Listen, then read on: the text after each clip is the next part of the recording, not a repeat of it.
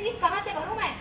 अच्छा रुक, मेरी माँ ने मुझे विदाई के टाइम झुमकियाँ दी थी, वो गिरवी रख के तेरी फीस का इंतजाम करती हूँ। रुक एक मिनट।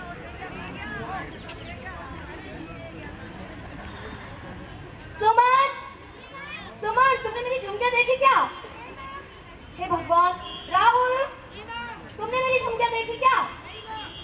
पता नहीं कहाँ गई, यही तो रखी थी। समझ नहीं आ रहा कहाँ गई।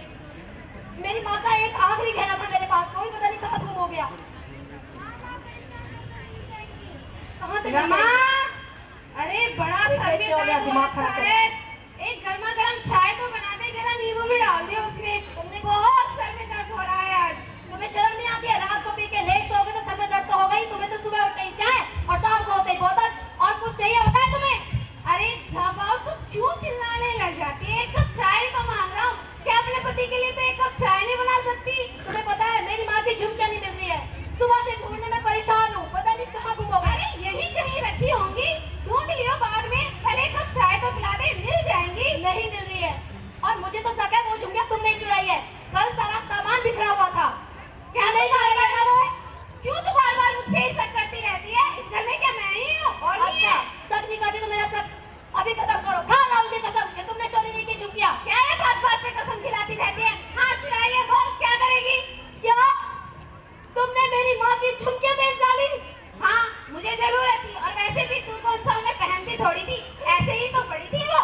मैंने बेच दी। कम से कम एक बार पूछ तो लिया होता कि मैं उनको बेचना चाहती हूँ या नहीं भी। इसका मतलब कल को मैं तुम्हारे काम नहीं आऊंगी, ये बेटी तुम्हारे काम नहीं आएगी, तो क्या हमें ही बेच डालोगे? रमा, बहुत हो रहा है, अब मेरा हाथ उठ जाएगा। बस,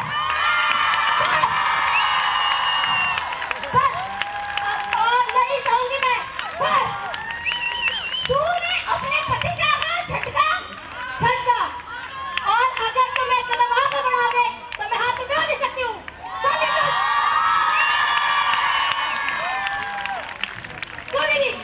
कभी भी तुमने जानने की कोशिश नहीं की कि मैं कितनी परेशानियों से 25 रुपए कमाती हूँ। कभी जानने की कोशिश की तुमने? नहीं। जब मैं पैसे कमाता था तब तो बड़ा प्यारा लगता था, आज मेरे पास नौकरी नहीं है तो तू मुझे मारेगी? हाँ मारूंगी, क्योंकि पति की इज्जत तभी तक होती है जब तक वो कमाता है। समझे तुम? पति का फर्ज सिर्फ इतना